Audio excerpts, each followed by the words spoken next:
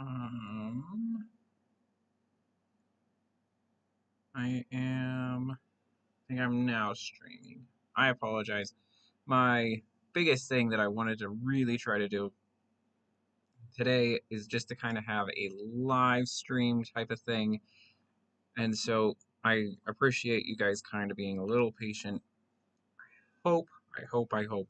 I should have checked beforehand to make sure that there was audio involved. I do apologize. That was my phone. Um, if not, that's kind of crappy. But I think, keyword I think, um, 'cause I wasn't messing really with my audio, but just in case, I'm gonna do this. Um, but yeah, so let me do this real quick.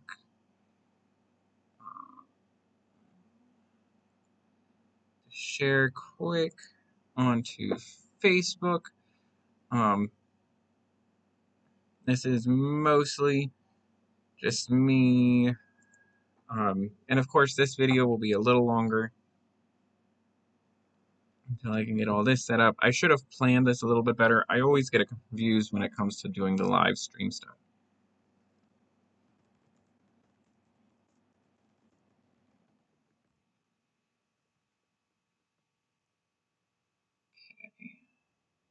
So there.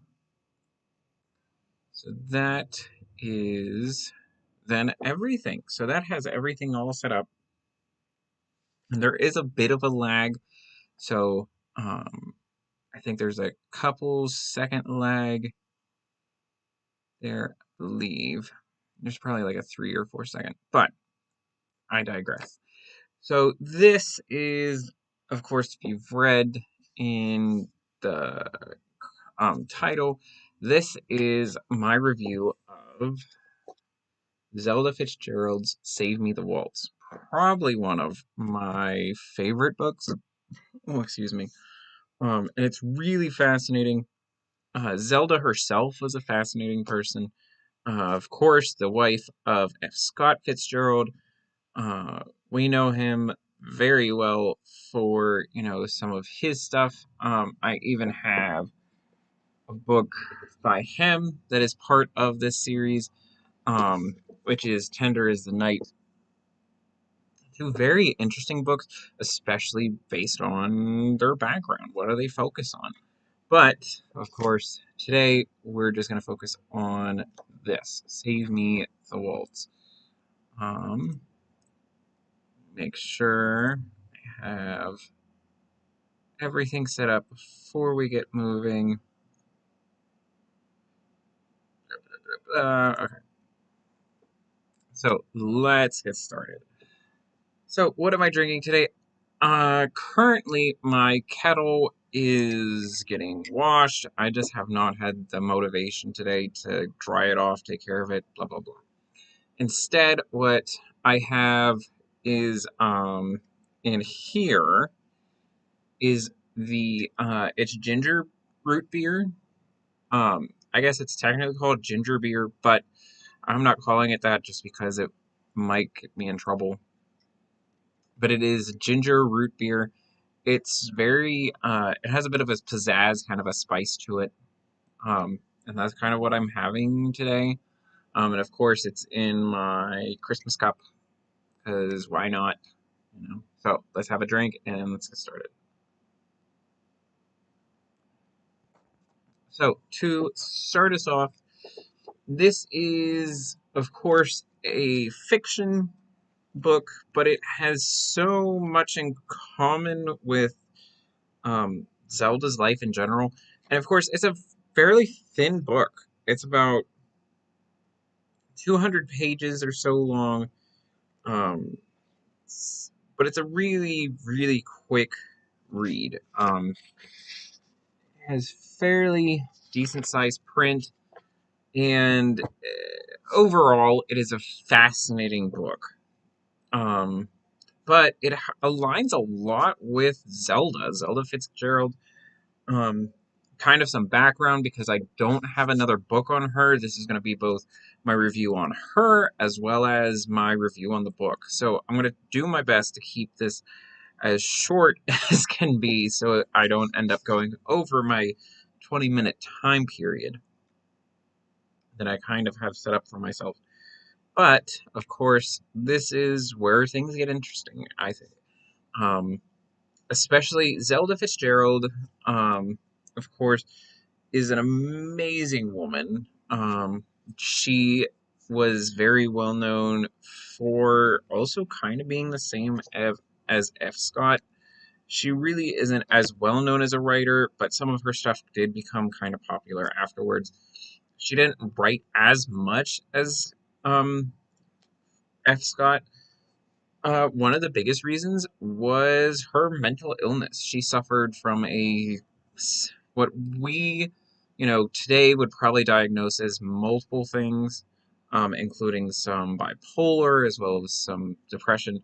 But at the time, she spent several years of her life inside of mental institutions, inside of asylums, and they were not the asylums that, we have today. Many of them were harsh. In fact, I believe that Zelda actually would die inside of a fire inside of one of the asylums. A lot of what we see in her writing, especially in this book, is stuff related to her life, her struggles, and the hardships that she deals with. And it's truly something that's complicated. And she also did not have the best marriage. F. Scott was, for the time, you could probably argue that he was a good husband by standard of understanding mental illness and how do you help an ill partner, but he really didn't. And there's a couple good points in here. This, though it's fiction, uh, this book, it is not really something that I really think that people realize how difficult it is. Um, so I definitely understand this kind of idea where people struggle with understanding some of her things, though they might relate to it in different ways. So yeah, this is very much entwined with her. She herself, if I'm remembering everything correctly, and like I said, some of these, it's been years since I've read them, and so I'm trying to call back. My goal is to one day reread these books, but right now the hardest thing for me to do that requires a whole lot. So a lot of it is me checking online, checking like Wikipedia or stuff like that. With everything else that I have going on, it's very difficult for for me to kind of catch up with everything. So yeah, I definitely think it is a fascinating book, though. A lot of Zelda's life is put out there in this book. So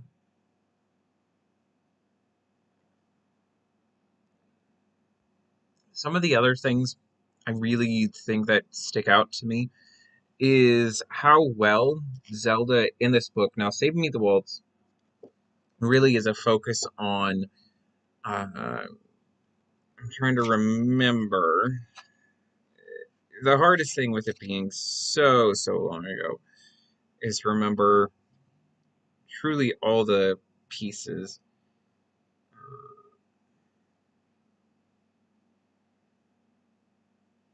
Yes.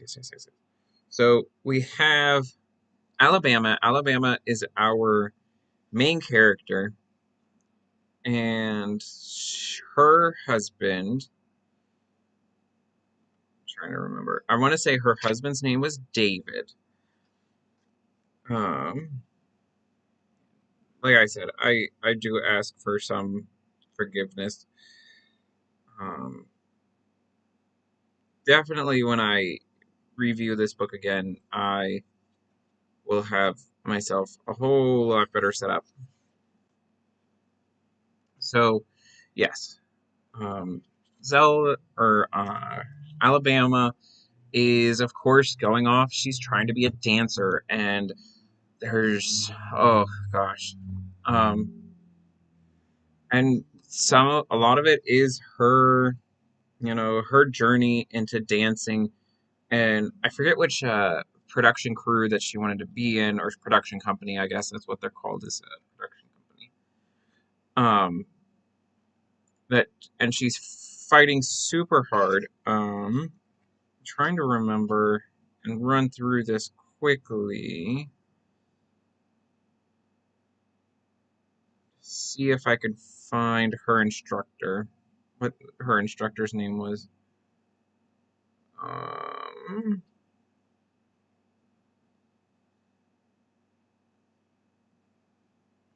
Anyway.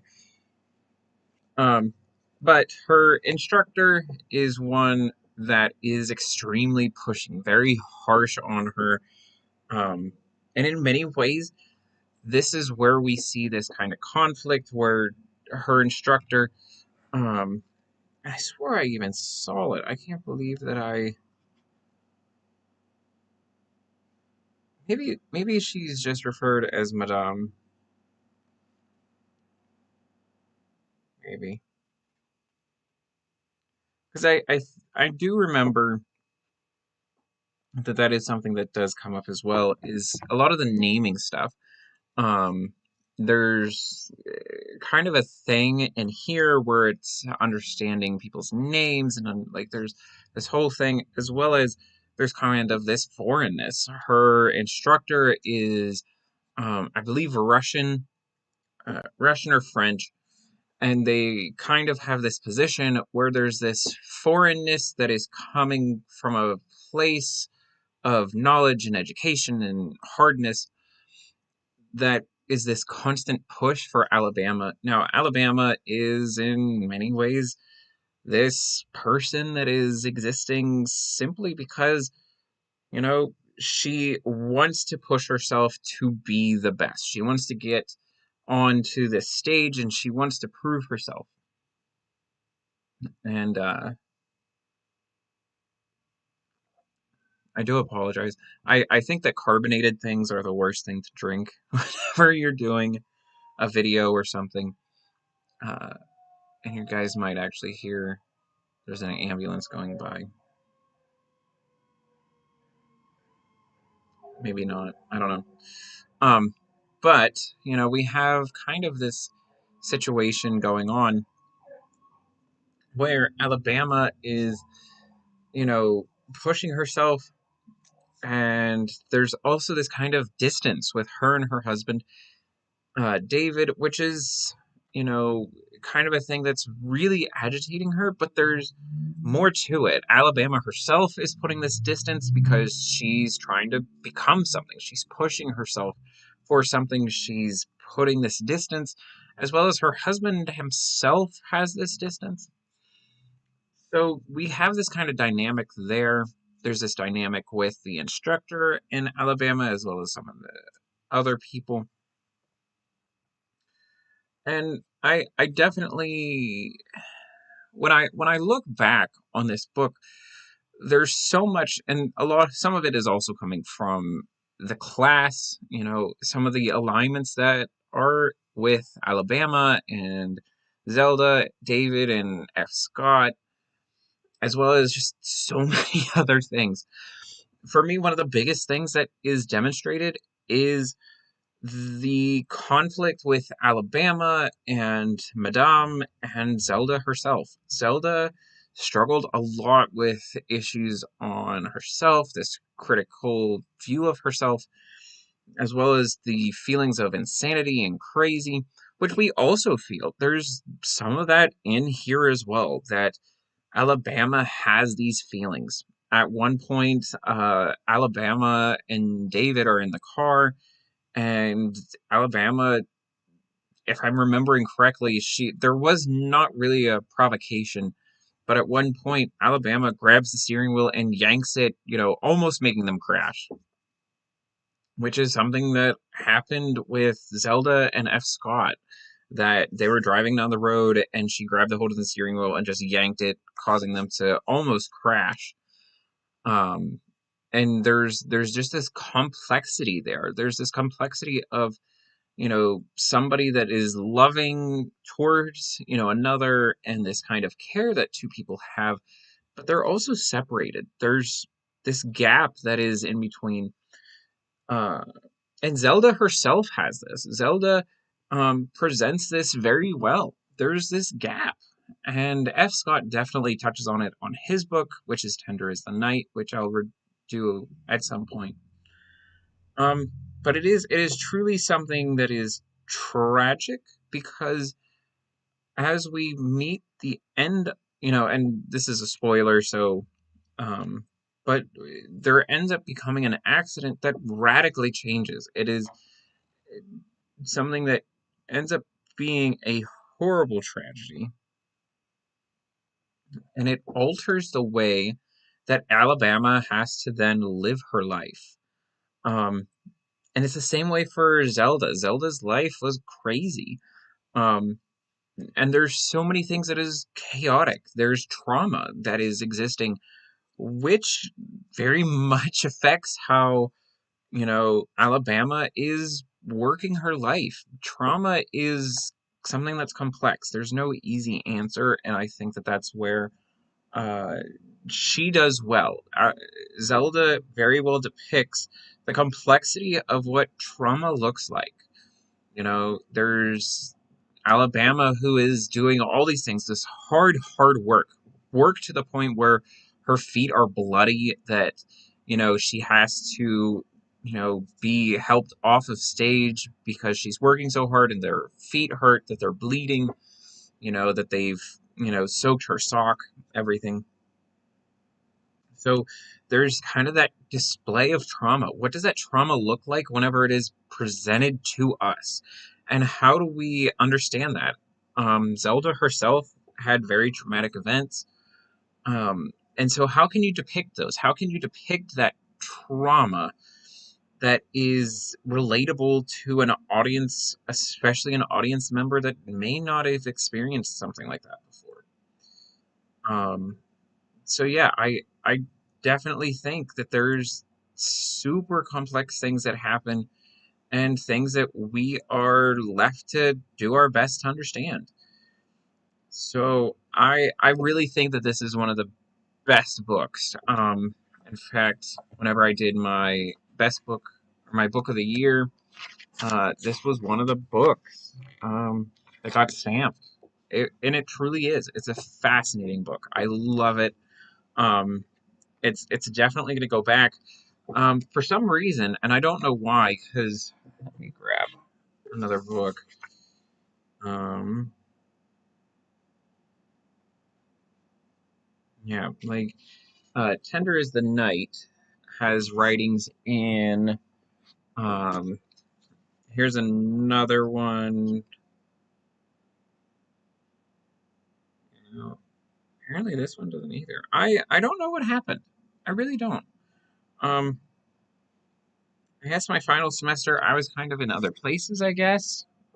Because not a lot of these have writing in, which is surprising, because let me grab another book from my stack that I've really read. I definitely have. I'm not sure if you can see that. I'm definitely somebody that writes in my books. Um, Even in my textbooks for my theology class, I do it. So I'm lacking in some ways, some of that. So yeah, I definitely think whenever I'm rereading some of these books, I'm not probably gonna reread.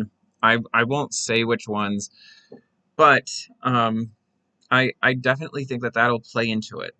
So I really am excited to eventually reread this book, as well as everything else that is behind me. Um, so yeah, This week might be a little bit hectic, even though tomorrow is a holiday here in the States. It is Labor Day. It is also my birthday later this week, so there's kind of chaos going in general. But I will do at least have my Friday video, which is me doing a general book review.